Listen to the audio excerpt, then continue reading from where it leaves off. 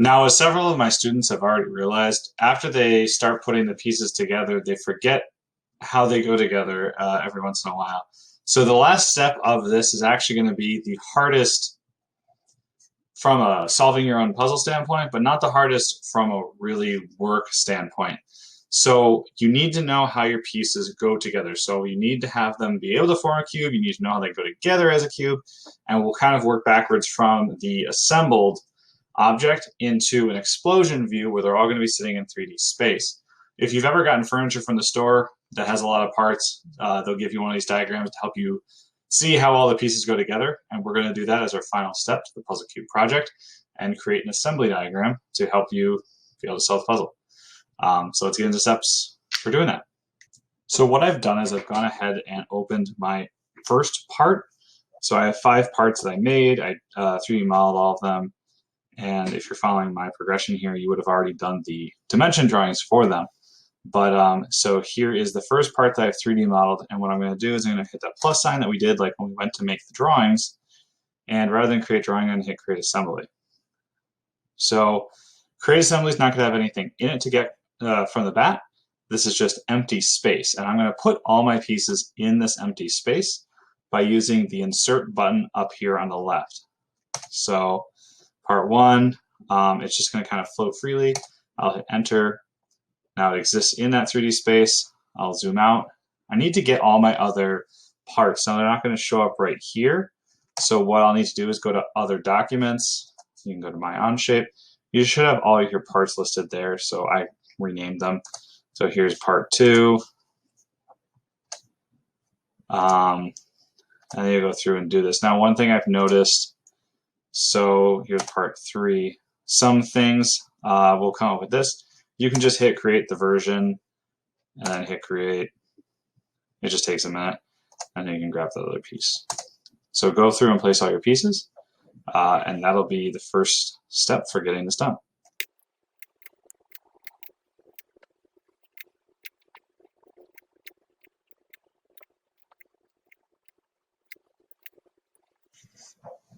Okay, so now that I've got all my pieces in 3D space, I can hit the green check mark because I'm done placing the objects. Now, one thing that's going to make this challenging is all these pieces exist in 3D space. So depth is also going to be something that we're going to have to consider. So at this point, just double check that all your pieces are in and make sure you have your assembled cube in front of you. So with the assembled cube in front of you, we're going to kind of work from the assembled cube to figure out which pieces are in what place and how they fit together. So I'm going to start with the 2 pieces that are right on top, and I'm going to identify which ones they are in the 3D space. The orientation of them is not necessarily going to be the same, so I have to keep that in mind. So this piece, for me, kind of laying it out as I see it on the screen, is going to be this piece. So that's the piece that I'm going to have one of. And then this other piece, which kind of has like a C and an extra bit, is this piece. That's a different piece. So I got these 2 pieces. So now that I know the 2 pieces that I'm going to use, I need to identify how they go together, how they fit together. And the way we're going to tell the computer that is by identifying surfaces that are even or touching, and we're going to give it those directions in a series of what's called a constraint. And a constraint is just a limitation. So if I told like this surface and this surface to be touching, it'll just make them touch. Now it could be this way and still follow that rule. It could be this way and still follow that rule because those surfaces are still touching. So we'll need to give it a series of rules so that the only possible configuration that it can exist in, still following our rules, is like the way it's supposed to go for the puzzle. So the constraints are listed here. I'm going to use this fastened mate, and what I'm going to do is, and I'm not sure if this is going to lag or something. You have to pay attention to where you're clicking. So I'm going to make sure I'm clicking on the center of this right here. And then I clicked on, whoops, didn't click on it. There we go. So I clicked on the first one, and I'm going to make sure I'm clicking in the middle of this one. If you need to, you can use the navigation cube to reposition yourself in the middle of this, just to make sure you're actually clicking on the right thing. So I will click on it. and it will do something potentially wrong, but still technically following your directions. So I said that these two surfaces had to be in contact. It doesn't know that there's a direction to it. So if it comes out and it's like backwards like that, you can use this flip primary axis and it'll pop it back the other way. So now these two are touching this way, but it doesn't have anything telling it which way it's supposed to be in terms of this secondary axis. So the next button here is going to let me rotate it, and I'm going to rotate it until, and again we can kind of move around it to see, until I get that flat top, which is the way it's supposed to be. So now I can hit the green checkbox, and those two pieces are assembled the way they're supposed to be. So my next step is I'm going to kind of go back to my finished assembled cube, put it kind of back in place and figure out what the next piece is going to be. So I'm going to probably choose, there's this piece that's right underneath those two assembled that I can pull off with it. And I'll leave these two on the table. So now I've got the pieces assembled that I have, and then this piece which fits in there. So I'm going to try to figure out what surface can I tell it that needs to be touching that will force it to only be one way.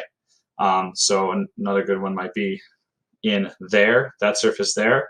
When it goes in, it's going to be directly touching right there on this doubled up part of that cube. So if I'm holding it this way, there's a lot of, the reason why you have the physical cubes is so you can kind of help you see all this. So I'm going to go back to that. I want that piece to be touching, and it happens to be oriented in a way that I can see this piece. Oh, you know what? I clicked on the wrong one, so I'm just going to hit X to undo it. Then I'll go back. It's actually this side. So that side on this like Z thing right there needs to be touching in on those two. So that needs to touch right there. Okay. So I again have the issue of like, well, it's backwards and I got to rotate it. All right, is that exactly where I want it? Yeah. All right, so green check. Okay, so you're going to go through and assemble all of those, trying to get it to follow the rules, and I'll check back with you with you when I'm done.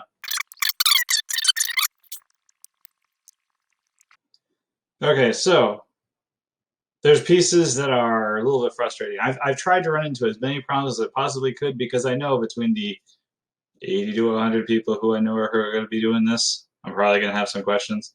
So I ran into a problem, and I have been spending the last hour trying to figure out how to do it. So this is the best solution I've come out with.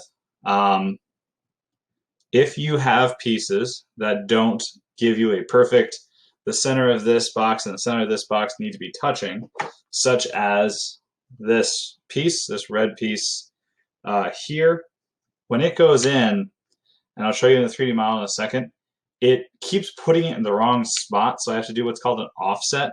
So I'm telling it that this needs to be lined up a certain way, but for some reason it keeps sticking the block through the other block like a bad video game. If anyone's played the Assassin's Creed games, this is very much feeling like that, especially the first trilogy. Good plot, but some serious glitches. Anyways, so what I'm going to do is I'm going to do the fasten mate. I'm going to tell it this edge. So the way this needs to go in right now, it's kind of upside down. I need it to go like this. So I'm going to tell it, because I figured out from my blocks that are in front of me, this edge needs to touch this edge. Now I need to make sure that that disc, that little circular disc, is on the right surface.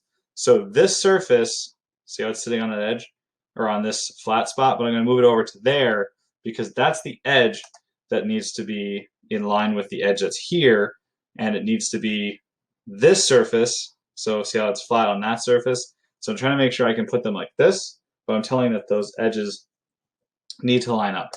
So I'm going to do that, and it's going to look really ugly for a minute, couple minutes. Now I'm going to try to put it in the orientation that is correct. However, it might be on the inside of the block, but we will work with that. So now I'm going to fiddle around and rotate it until it's the way that I want it to be. There we go. So that's the way I want it to be.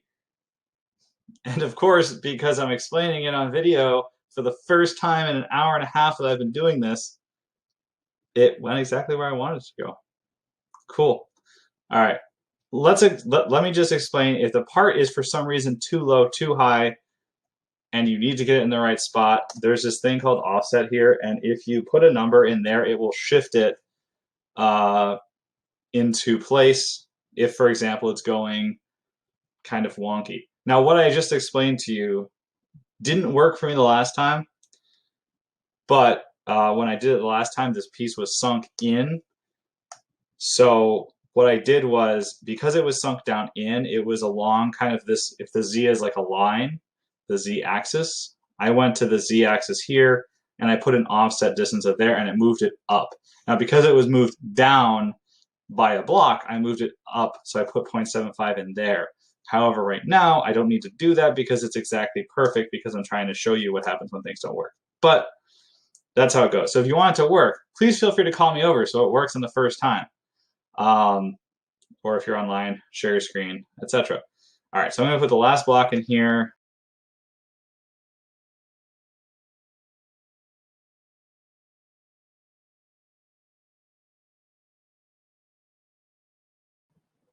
Perfect. So now I've got my final solved cube. All of my parts are together.